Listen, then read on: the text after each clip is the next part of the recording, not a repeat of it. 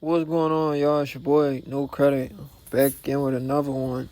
I need you guys to do me a favor, hit that like button, hit that subscribe button, hit that notification icon for more videos and lives like these. That being said, let's get into it.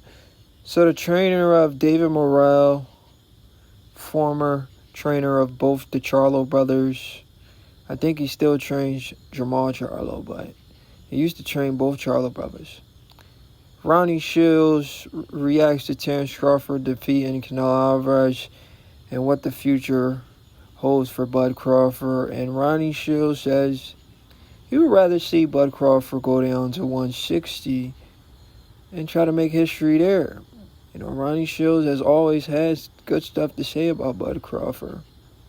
You know, so he doesn't have a fighter at 168 right now. Well, I mean, he might. Like I said, I think he still has Big Charlo.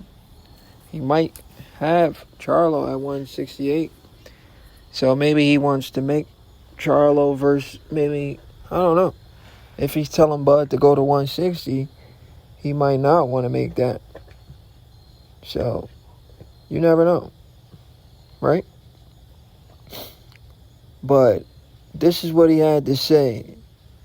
He says, if I'm Crawford, I give up the belts and go down to 160. You know, I'm thinking he's saying that because all the guys at 168 are really big. They're really big. We see every time Canelo fight a guy at 168, they're huge. And he says Crawford looked good against a guy who's not a natural 168-pound fighter in Canelo Alvarez, but how will he look against a natural 168-pound fighter? I mean, will that really matter? If Canelo had all the belts, Canelo looked good against guys who were naturally bigger than him. Why can't Bud Crawford?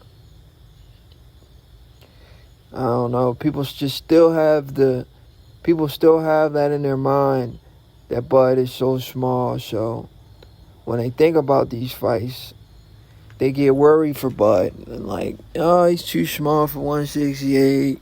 Go down to 160. Or he might just be saying, go down to 160 and become undisputed heir. You know, however you want to take it. You guys let me know how you think Ronnie Shields is going with this approach by telling Bud to go down to 160.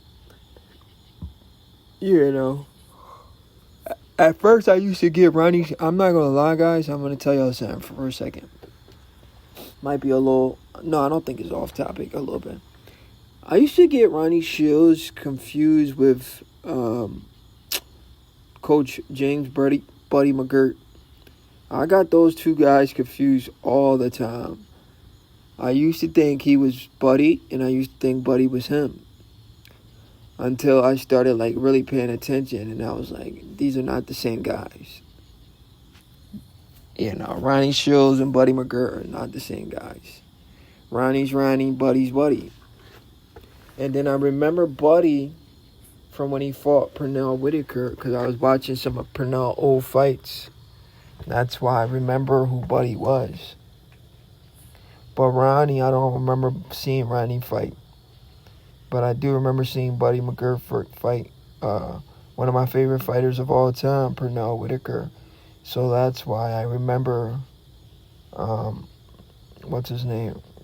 Buddy McGirt. If he never fought Pernell Whitaker, I probably would have never paid attention to him like that. But because he fought Pernell Whitaker, I paid a lot of attention to him. I mean, it is what it is. But what do you guys think about what Ronnie Shields had to say? He wants Crawford to drop the belts and go to 160. Do you guys agree?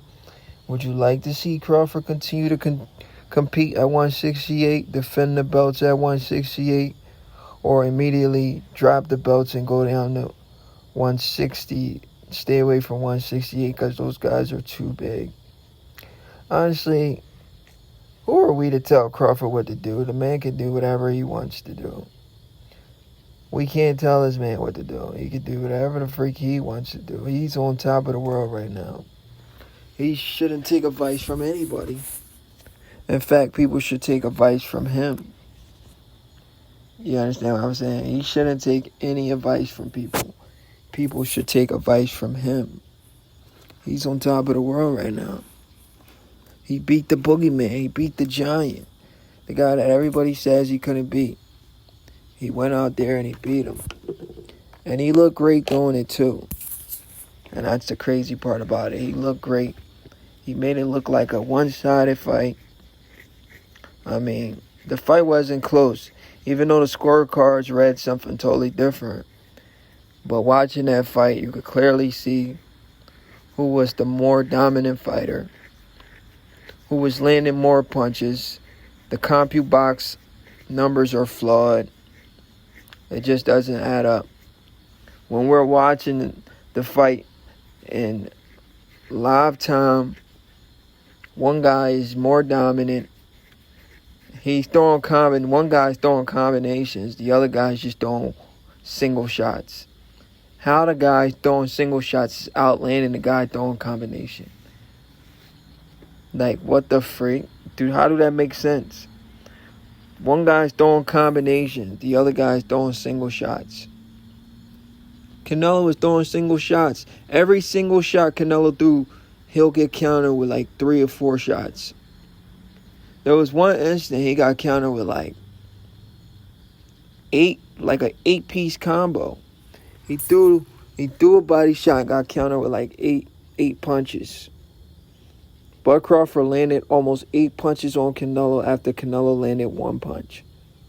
So like a ratio like that, 5 to 1, 8 to 1, and you expect me to believe that Canelo was winning on a CompuBox? It's ridiculous. Hey guys, thanks for watching my video. If you liked the video, please donate to the channel. This is my Venmo. I appreciate the love and support, whatever amount you feel equivalent to the video. Venmo is similar to Cash App. I also have Cash App. If you don't have Venmo, just message me for my Cash App and I'll send you the Cash App. But yeah, donate to the channel, whatever amount you feel equivalent to the video. Appreciate you. More videos and lives are on the way. If you ever want to reach out to me for a personal video, my phone number is 267-361-9509 for a video request or a live request. Hit your boy up. Let's get more comfortable with each other. It's your boy No Credit. I'm out.